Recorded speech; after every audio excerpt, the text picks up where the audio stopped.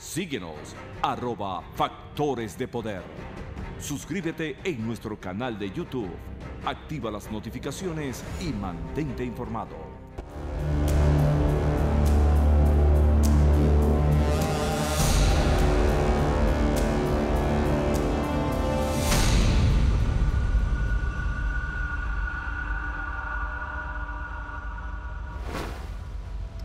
Regresamos con Agárrate.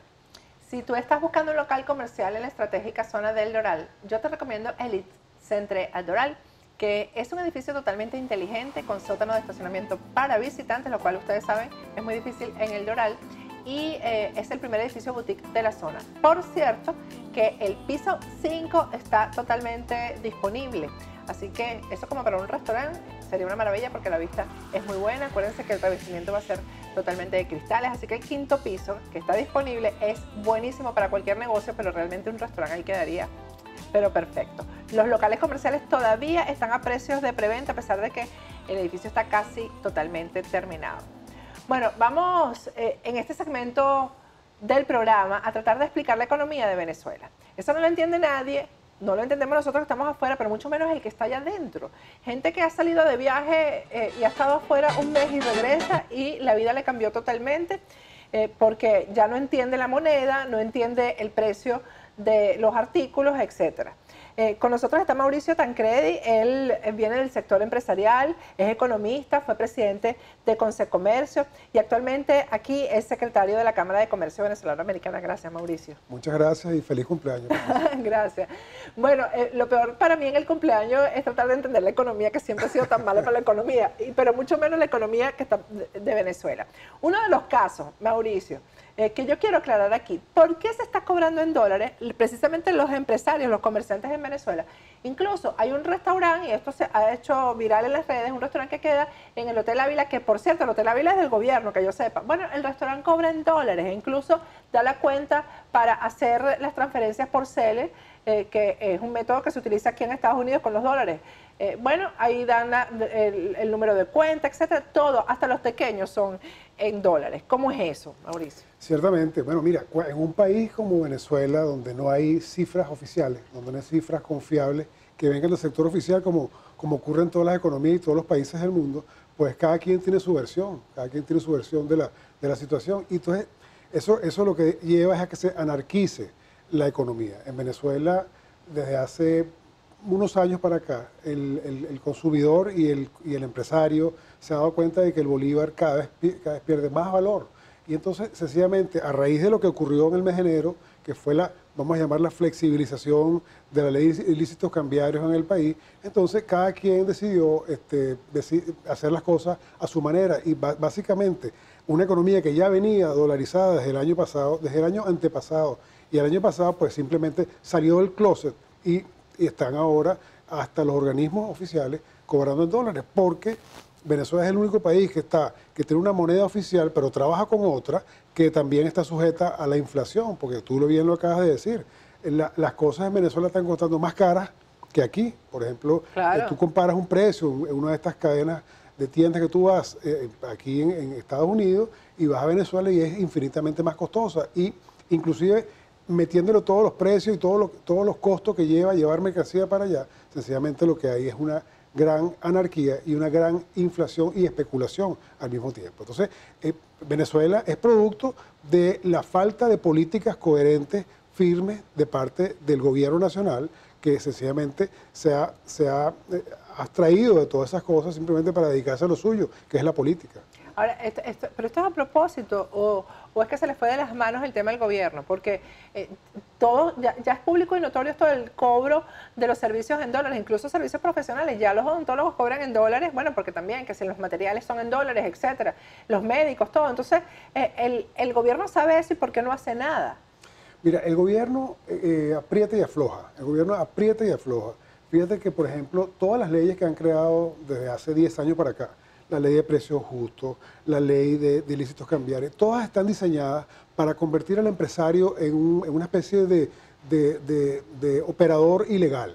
El empresario hoy en día en Venezuela, si quiere continuar trabajando en Venezuela de una manera más o menos estable, tiene que cometer infracciones.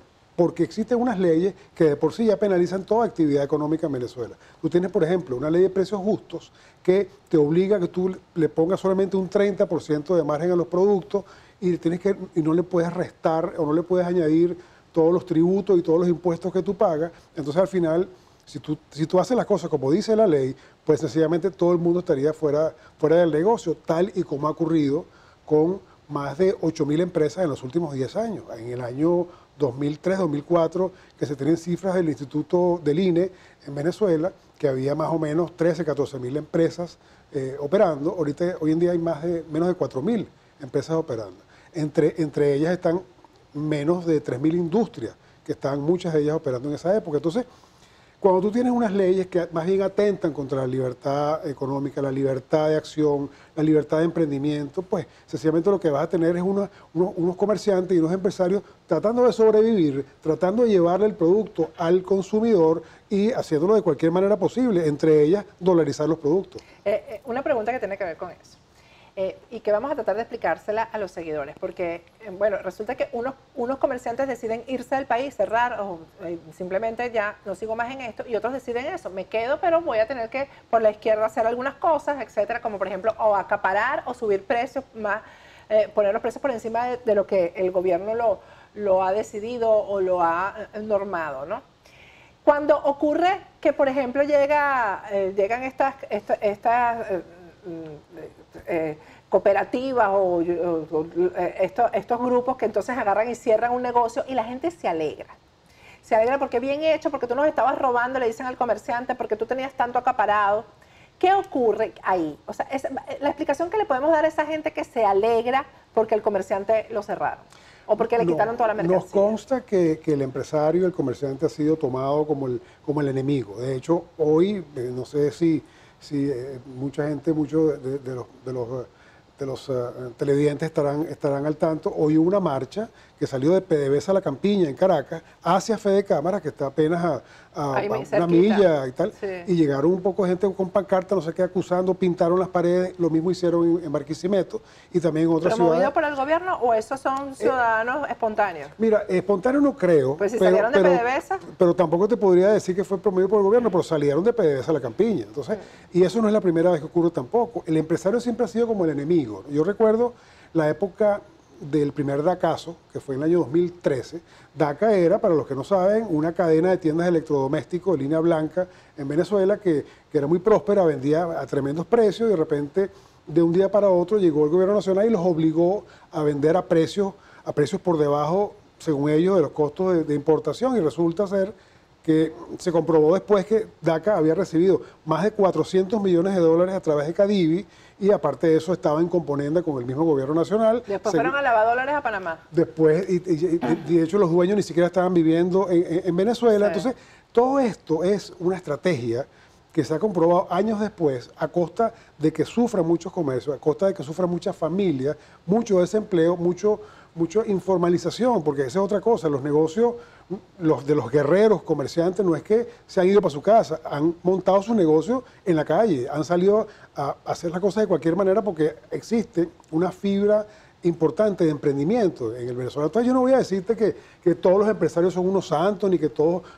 digamos, trabajan por el amor a la patria. No, no es así. Existe una cuota de empresarios irresponsables. Pero te puedo asegurar también que la inmensa mayoría de aquellos empresarios que están en Venezuela están porque quieren continuar pudiendo darle al consumidor lo que tiene que claro, darle, ¿no? que es lo que yo digo, o sea, que son unos héroes, porque quedarse en Venezuela con una empresa abierta, realmente se cuesta arriba en todos los sentidos, porque no hay libertad económica.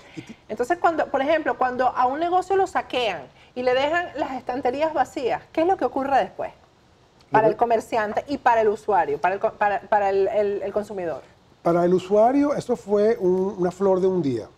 O sea, llegaron a Zara, por ejemplo, que ocurrió, llegaron a cualquier zapatería, cualquier licorería, cualquier tienda de ropa, saquearon la tienda, porque eso se puede catalogar como un saqueo controlado, porque cuando tú le dices a una persona que una cuestión vale 100 y se la baja en 15, porque eso es lo que estima un burócrata, que eso es lo que vale. Exacto. Entonces, obviamente tú vas a tener gente... Eso con zapaterías. Por cierto, gente de todos los niveles socioeconómicos, no solamente gente de poco poder adquisitivo. Entonces, ¿qué pasa? El primero que es flor de un día para el consumidor, pero segundo, que tú mataste esa tienda en ese momento, porque primero que no va a tener suficiente producto para reponer al día siguiente, sino que el valor de reposición jamás podrá ser suficiente, porque, y lo que optaron muchos de esos negocios es que cerraron sencillamente, o si ocurre ahorita, a mediados de noviembre, a principios de noviembre, muchos cerraron hasta febrero, que ocurrió el año pasado, porque te recuerdo que esto es una costumbre en los últimos 7 años, este tema de noviembre y el ataque a los empresarios. Esto no es nada nuevo, esto es un guión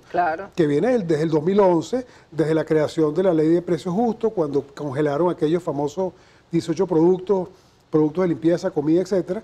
Desde ese año, pasando por el DACASO del 2013 hasta hoy, continúan todos los meses de noviembre, anótalo, que hay una razzia por parte del gobierno con diferentes tipos de comercio controlados. Por eso digo que son unos héroes los que insisten en quedarse ahí vendiendo ropa, vendiendo zapatos, vendiendo comida, etcétera. Hablando de esto de la dolarización, de los servicios que se prestan en dólares, los restaurantes que cobran en dólares, etcétera, ¿cuántos venezolanos tienen dólares? ¿Y cómo afecta esto a los sectores populares? Ya no son sectores populares, la clase media que no cuenta con dólares. ¿Cómo está haciendo la gente que no tiene dólares en Venezuela? Mira, las empresas, y lo sabemos porque nosotros hacemos nuestras propias encuestas, digamos, con los empresarios, sobre todo los empresarios medios en Venezuela. Las empresas han tenido que tratar a sus empleados de manera muy diferente como han sido tratados hasta hace 3 o 4 años. Los empleados hoy en día tienen bonos, tienen hasta bonos en dólares para que les pueda alcanzar el sueldo.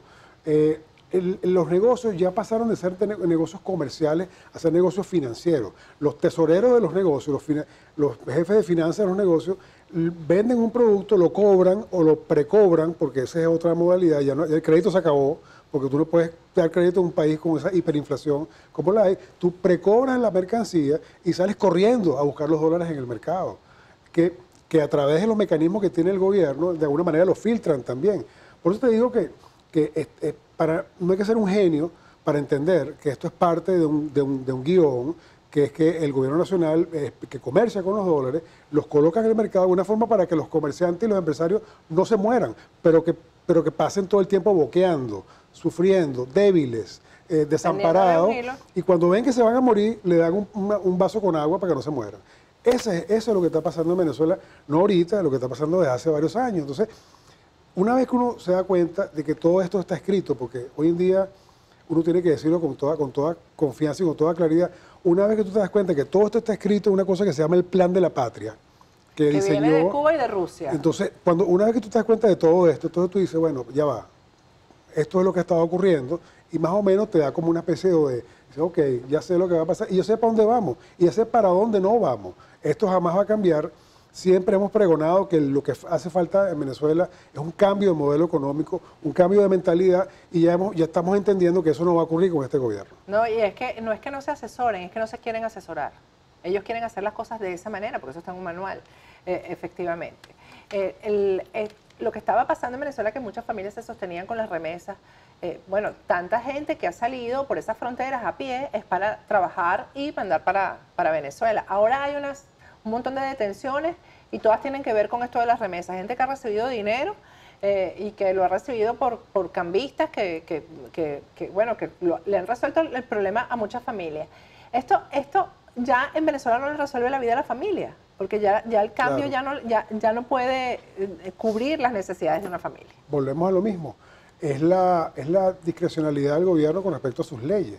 Ellos la aplican de la forma como les convenga aplicarla. Y esto no es ningún secreto. Desde el punto de vista económico, como tú bien lo dices, hay familias que vivían de las remesas y bueno, hoy en día eso está penalizado. A lo mejor en febrero ya no está penalizado, en la práctica me refiero. Siempre debe haber una ley ahí que está como volando alrededor, como espada de Damocles, para utilizar un cliché, pero existe una ley y el día que al burócrata de turno le provoque aplicarla, pues así lo hará. Exacto. El tema del cambio de sistema económico, eso no existe. Lo que hay que cambiar es un sistema de gobierno. Una vez que el sistema de gobierno cambie, la red económica en Venezuela es fácil de tejer nuevamente. Es decir, todo lo que había en Venezuela, que era realmente un país con empresas, con comercios, con grandes empresas, con empresas internacionales. ¿Eso va a volver a ser en algún momento? Mira, la respuesta rápida es sí. Yo creo, y nosotros, los que hemos estado durante muchísimos años allá y continuamos allá, y creo, y ahí hay un gran tejido empresarial que sigue allá. Tú vas a Venezuela y tú ves cientos de jóvenes que se reúnen toda la semana a hablar de emprendimiento, a presentar proyectos, a presentar planes. Tú ves empresarios que no son tan jóvenes, que están diciendo, para allá va, déjame ver cómo hago, déjame reinventarme para continuar con lo mío. Y aparte de eso, hay una gran parque industrial instalado en Venezuela, que no han podido destruirlo. A lo mejor está parado, a lo mejor está cerrado, a lo mejor está saliendo telaraña, pero ahí está listo para que lleguen la gente a operarlo de nuevo. Yo estoy convencido de que una de las primeras cosas que se puede recuperar en Venezuela es la economía, porque lo que hace falta es que se tomen unas medidas sensatas, unas medidas que tengan que ver con respetar las leyes de la oferta y la demanda, producir más en el país, eso es primordial, crear una especie de incentivo a los importadores mientras se normaliza la producción en el país y, por supuesto, darle incentivo a los trabajadores para que vuelvan a las empresas, porque la informalización, mira, eso es una enfermedad que es curable, pero es difícil de curarla, porque una vez que tú te informalizas o te vuelves independiente, es difícil que tú regreses al ruedo, a menos que esa empresa te dé realmente oportunidades para que tú mejores. Entonces, yo estoy convencido y soy de los optimistas y me han llamado hasta Comeflor, por decirlo a los cuatro vientos. Estoy convencido de que con un cambio de modelo económico, la economía se recupera rápidamente. Amén. Gracias, Mauricio. Gracias por haberme acompañado a explicar un poco esto que es tan complicado. Vamos a ir a un corte, pero primero quiero recomendarte, si tienes alguna cartera de diseñador que no uses, que esté en perfecto estado, que pueda certificarse, yo te recomiendo que si quieres dinero en efectivo, en dólares, te comuniques con Maru Consign. Ellos te compran esas carteras y te la pagan en dólares. Pero a lo mejor lo que quieres es comprar una cartera de diseñador que esté en perfecto estado. Pues también Maru Consign tiene a la venta esas carteras con su certificado de origen, y comprar una cartera de diseñador es como comprar una prenda de oro, con cada año eso se revaloriza. Así que visita la página web de Maru Consign, ve las cosas que tiene ahí y a la disposición, y ellos te la envían a cualquier parte del mundo excepto a Asia. Vamos a un corte y al regreso más de Agárrate.